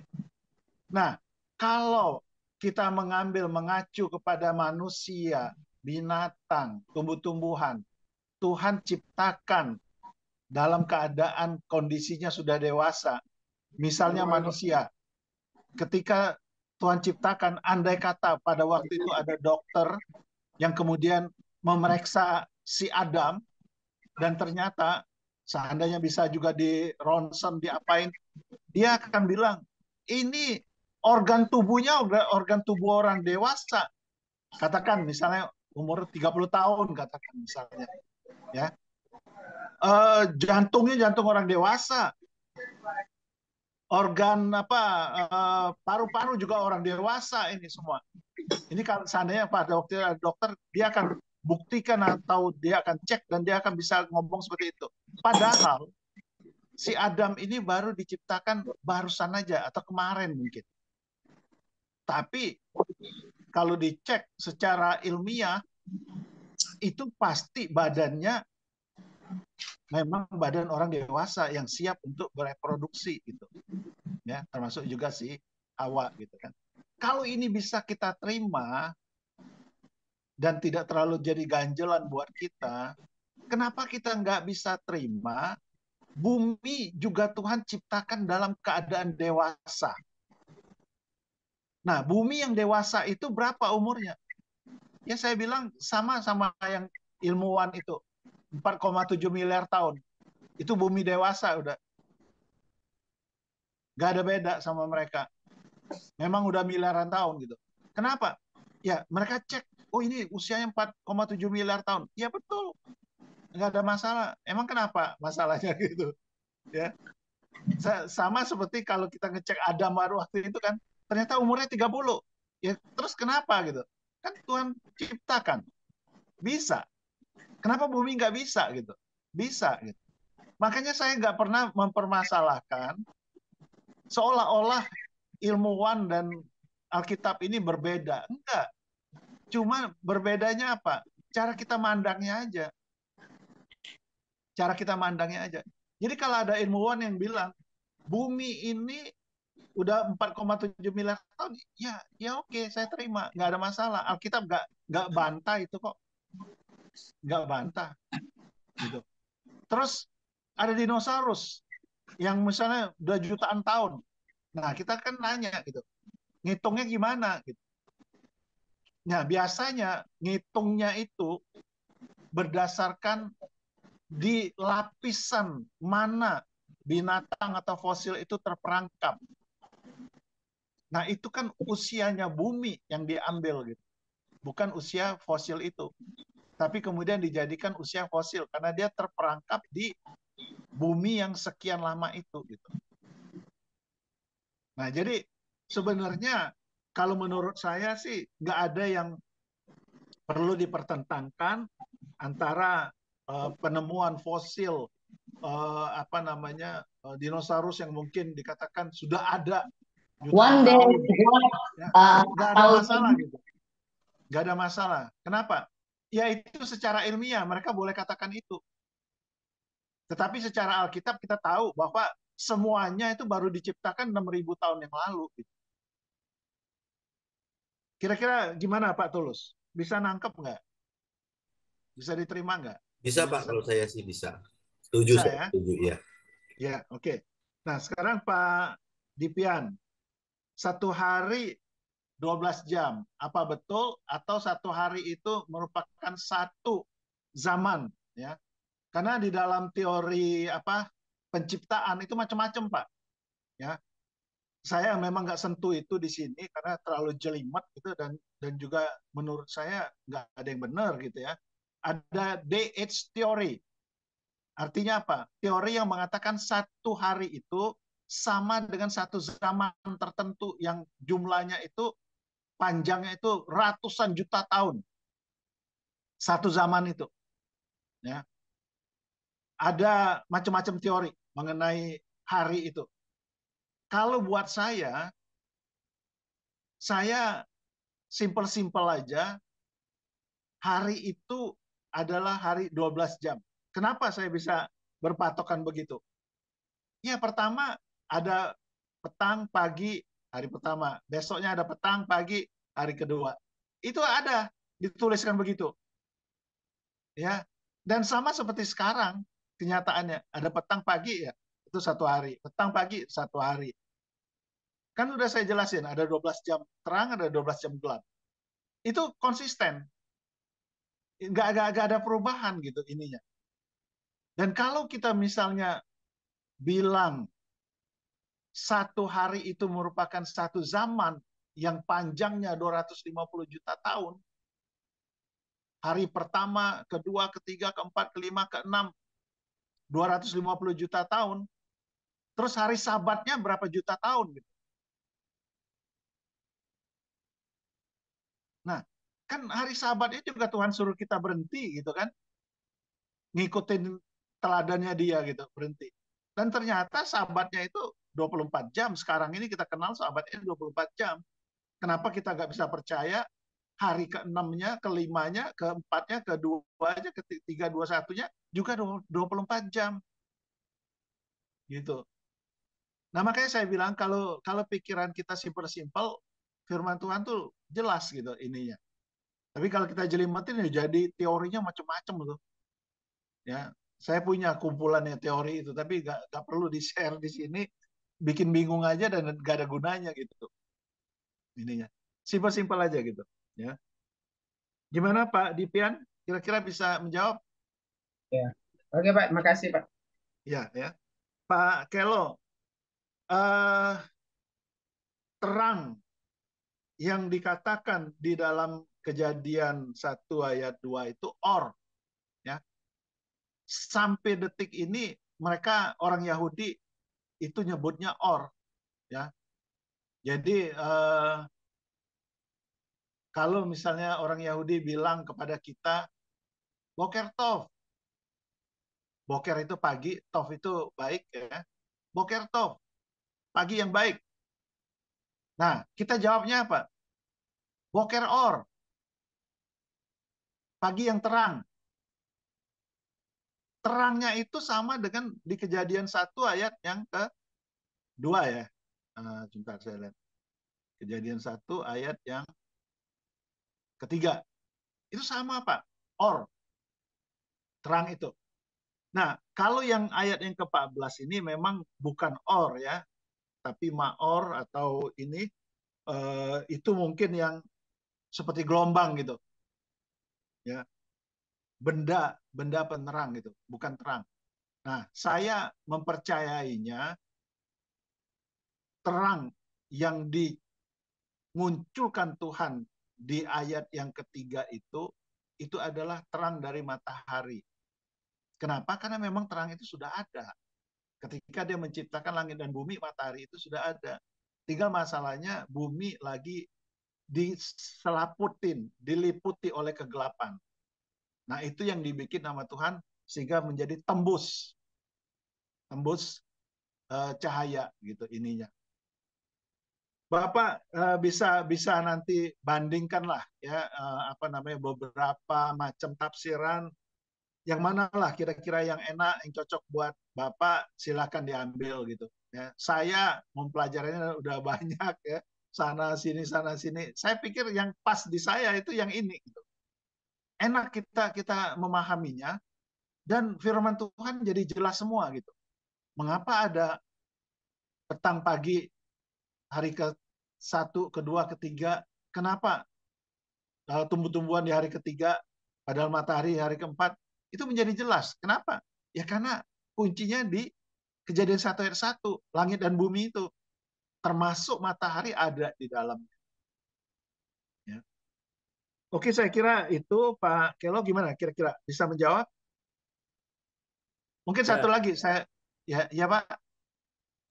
ya nggak apa. Lanjut aja Pak. Artinya Ya. apa yang saya pegang itu ya saya juga samain dengan punya Bapak. Ya, terima Ada begitu. satu lagi Pak, terang dan gelap itu Pak, ternyata sama Tuhan itu bisa dipisahkan gitu. Nah, dulu konsep kita gitu adalah gelap itu karena tidak ada terang, gitu. Ya, gelap itu tidak ada terang gitu. Kalau ada terang, gelapnya hilang. Sebenarnya nggak begitu gitu. Itu persis seperti firman Tuhan mengatakan lalu dipisahkannya lah terang itu dari gelap. Ternyata menurut ilmu ilmiah gitu, secara ilmiah ada materi gelap, ada materi terang. Jadi Kejadian 1 ayat 4 itu dipisahkan Tuhan gelap dengan terang itu secara ilmiah pun sekarang benar. Karena ilmuwan sekarang membuktikan ternyata ada materi gelap. Gitu. Tadi saya sudah bilang, kenapa dia gelap? Karena materi itu bergesekan dengan medan elektromagnetik itu nggak mengeluarkan cahaya. Sedangkan yang terang itu dia mengeluarkan cahaya, jadi terang. Nah itu yang Tuhan pisahkan. Ternyata menurut ilmu itu juga benar gitu ininya. Jadi bukan seperti konsep kita kalau nggak ada ini jadi ini gitu, nggak ada terang jadi gelap gitu, enggak. Gitu. Tapi memang ada dua materi gitu. Ya itu yang bisa saya tambahkan gitu ya. Kita akan teruskan. Waduh, ini udah hampir ini kita teruskan cepat aja supaya pelajarannya ini. Tapi anyway kalau ada pertanyaan Bapak Ibu bisa langsung tanya di grup, di japri ke saya tidak masalah. Ya, yang bisa saya jawab, biasanya selalu saya jawab ya, sekalipun saya nggak tahu, saya akan jawab saya tidak tahu ya, pasti saya jawab. Oke, kita teruskan mengenai konsep musim ya. Slide setelahnya berikutnya, slide berikutnya Pak, memahami konsep musim Pak Tulus ya.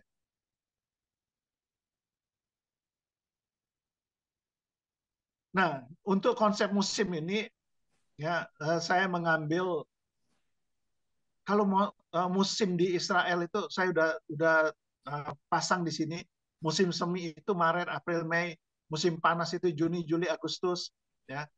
Musim gugur itu September, Oktober, November. Musim dingin itu Desember, Januari, Februari. Asal ingat aja, asal tahu aja. Gunanya buat apa? Ya, kalau Bapak Ibu mau ke Israel mungkin kira-kira sampai sekarang masih sama loh. Ini seperti ini ya. Enaknya di mana Pak? Kalau saya bilang enak di musim semi. Jangan di musim panas. Kalau di musim panas di sana itu bisa panas sekali. Kalau di padang gurunnya itu bisa 40 bisa sampai lebih dari 40 derajat. Ya, jadi kita keluar dari mobil aja mau cepat-cepat masuk lagi karena kita nggak tahan panasnya. Ya. Jadi kalau mau enak pergi ke sana musim semi Maret, April, Mei atau musim gugur September, Oktober, November. Nah, ini bagus musimnya. Kalau musim dingin sama juga. Kadang-kadang ada hujan, kadang-kadang kita kedinginan, kita mau ngelihat ini, kita apa namanya kedinginan, nggak mau cepat-cepat masuk mobil lagi, jadi sia-sia nanti. Ya. Jadi kalau mau ke Israel musim semi atau musim gugur. Ya. Nah, sehubungan dengan musim ini kita punya istilah hujan awal dan hujan akhir. Nah, hujan awal itu kapan gitu? Slide berikutnya. Slide berikutnya. Ya, oke. Enggak, yang tadi. Yang tadi. Ya, hujan awal dan hujan akhir. Hujan awal itu setelah menabur pada bulan September atau Oktober. Disebut juga hujan musim gugur. Hujan akhir itu sebelum panen pada bulan Februari, Maret. Ya, disebut juga hujan musim semi. Nah, istilah hujan awal dan hujan akhir ini biasanya kita pakai untuk menunjuk kepada misalnya hujan awal itu adalah di hari Pentakosta yang pertama yang tercatat di dalam Alkitab kita. Sedangkan hujan akhir itu nanti di akhir zaman. Nah, kapan itu akhir zamannya? Itu slide berikutnya bisa. Nah, ada yang mengartikan bahwa hujan akhir itu sudah terjadi pada gerakan Pentakosta di Amerika pada akhir abad ke-19 atau awal abad ke-20 ya, yang disebut sebagai hujan akhir. Tapi apakah nanti akan ada hujan lagi yang akhir? Bisa saja, lebih hebat mungkin hujannya gitu. Tapi dulu itu luar biasa juga hebat gitu. Mungkin Bapak Ibu pernah dengar Azusa Street gitu. Nah, itu hujan akhir yang ditafsirkannya ke sana gitu ininya ya. Kemudian musim panas. Ini juga menarik ya. Musim panas ya. Yesus mengatakan perumpamaan ini kepada mereka, perhatikanlah pohon ara atau pohon apa saja. Apabila kamu melihat pohon-pohon itu sudah bertunas, kamu tahu dengan sendirinya bahwa musim panas sudah dekat. Demikian juga jika kamu melihat hal-hal itu terjadi, ketahuilah bahwa kerajaan Allah sudah dekat. Penafsiran yang sangat sederhana adalah saat banyak negara-negara menjadi merdeka, maka kedatangan Tuhan Yesus yang kedua kali sudah semakin dekat. Menurut sejarah, sejak tahun 1901, ya, dimulai dengan 1 Januari sebagai hari raya kemerdekaan Australia, maka setiap tahun ada negara yang menyatakan kemerdekaannya. Dan kita tahu bangsa Israel merdeka itu 1948. Ya, 1948. Dan di sekitar itu kita sendiri 1945. Di 1945 aja ada banyak sekali negara yang merdeka. Jadi sebenarnya ini nubuatan ini sudah mulai kebaca nih. Ya, sudah mulai kebaca gitu. Bahwa kedatangan Tuhan itu sudah tidak lama lagi. Nah, berapa lama gitu? Berapa lama Tuhan akan datang lagi? Itu kita nggak tahu sih. Ya. Tetapi Bapak Ibu, menarik sekali bahwa kalau kita mengerti orang-orang Yahudi gitu ya, mereka menghitung tahun mereka. Kalau kita kan 2023. Nah, orang Yahudi ini menurut penanggalan mereka, mereka itu sudah 5.700-an tahun gitu ininya. Ya. Tahun sekarang ini ya, 2023, kalender mereka itu sudah 5.783. 5.783. Kalau kita menganut paham atau tafsiran 6 hari Tuhan mencipta, hari ke-7 itu Sabat ya, kan ada yang menafsir Tuhan kasih manusia 6.000 tahun dan nanti tahun ke-7 itu Sabat, kerajaan 1.000 tahun. Ini penafsiran sederhana aja ya. Kalau begitu 6.000-nya nih udah dekat nih. Udah dekat ya. Seberapa dekat? Kalau hitungan orang Yahudi itu benar dan tafsiran ini benar, ya 200-an tahun lagi gitu. Kalau hitungan orang Yahudi benar dan tafsirannya benar gitu. Ya, ini cuma sekedar ini aja.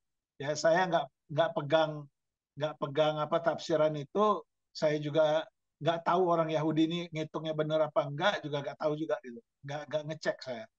Ya, karena ribet juga mau ngecekin hitungan mereka, ya ikut aja 5783 5.783 sekarang ini menurut mereka. Ya. Saya cukupkan sampai di sini. Selebihnya itu mengenai siklus air, Bapak Ibu baca saja sendiri. Ya, itu tambahan lah bonus dari saya. Kemudian ada renungannya juga bonus gitu ya. Renungin aja, jangan sampai termenung aja gitu ya. Jam 1 sudah. Saya berikan lagi kalau ada pertanyaan silakan. Kalau ada pertanyaan silakan. Pak, mau tanya dong Pak, bagaimana Ya. dengan orang-orang raksasa, orang-orang besar gitu loh? Apakah Orang ada atau tidak ada? ada. Gambarannya. Ini sebenarnya udah melenceng ya. Kalau belajar kitab Kejadian saya jawab gitu ininya. Tapi kalau penasaran boleh juga gitu. Ini sebenarnya tafsir tapi Bu ya, tafsir ya. Tapi masuk akal ya. Pada waktu Kain membunuh saudaranya Habil, dia kan mau melarikan diri. Tapi dia takut nanti dibunuh orang. Kemudian Tuhan memberi tanda kepada dia. Betul nggak? Pernah dengar ceritanya? Pernah, Bu? Ya? Ya, pernah. Nah, sekarang pertanyaannya, tanda apa yang diberikan oleh Tuhan kepada si Kain itu?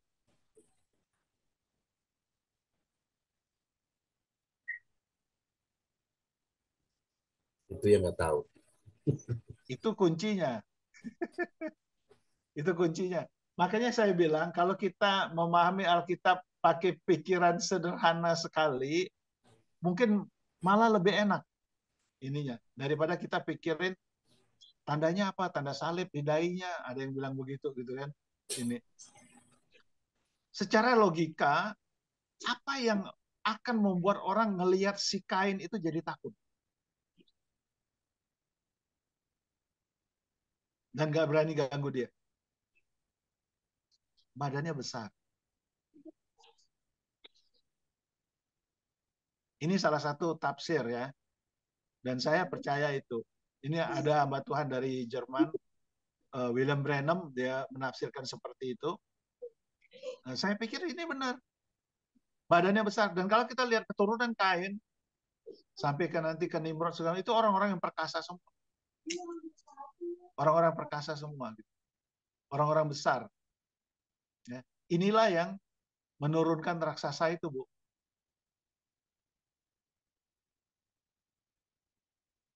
Oke, Bu, bisa ini dengan Bu siapa tadi? Bu Lili ya? Iya Pak, terima kasih. Oke, ada lagi yang lain?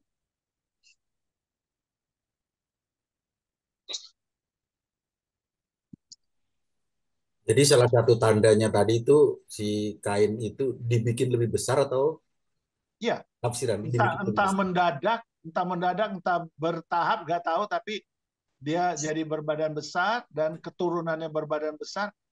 Pak, saya mau ngomong ya, tapi nggak enak ya. Nanti jadi ini. Sampai sekarang ini aja, kalau saya ke Israel, saya bisa lihat orang besar sama orang kecil. Serius, Pak. Nanti kalau Bapak ke sana, Bapak lihat. Siapa yang besar? Orang Arab, Pak. Orang Arab itu lebih tinggi. Orang Yahudi itu kayak kita. Kecil-kecil ininya. Nggak bisa besar. Serius. Walaupun ini mungkin semi bercanda, tapi Bapak nanti kalau ke Israel, perhatikan ini. Kalau lewat Mesir lebih bagus, ketemu dengan banyak orang Arab, ya, orang padang gurun gitu, orang ini badan mereka gede-gede. Kalau kita mau naik Gunung Sinai, dia tenteng aja kita, diangkat aja gitu ini ya. Jadi itu saya perhatiin, ya. Tapi kalau kita ketemu nanti orang Yahudi, sama kayak kita, nggak gede-gede banget mereka. Malah ada yang Sakeus kecil. Oke, ini boleh diterima, boleh enggak sih. Ini karena ini tafsir ya, tapi masuk akal gitu. Oke, ada lagi yang lain? Pak, keturunan yang besar itu keturunan dari mana, Pak? Dari Keturunan Kain. dari Kain. Oh iya. Ya, karena dia diberi tanda badannya gede-gede. Oke, makasih, Pak. Ya. Oke, mungkin sudah cukup untuk hari ini. Silakan ya, kalau masih ada yang mau bertanya, silakan. Bisa di grup. Anggapan saja ya, Pak Erik. Mungkin karena Adam itu karena dia diciptakan yang pertama ya. Makanya orang Papua bilang dia yang paling bokar, yang paling besar. Mungkin ya. Tafsiran orang Papua maksudnya ya. Saya nggak nyinggung loh, Bu Amel. Orang Papua besar-besar, saya nggak singgung ke sana ya. Iya. Itu jangan-jangan itu daging-daging pertama kali dia yang makan itu kasih habis itu.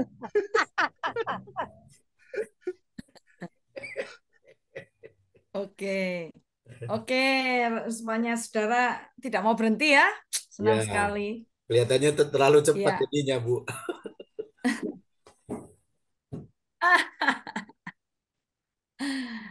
Masih ada minggu depan.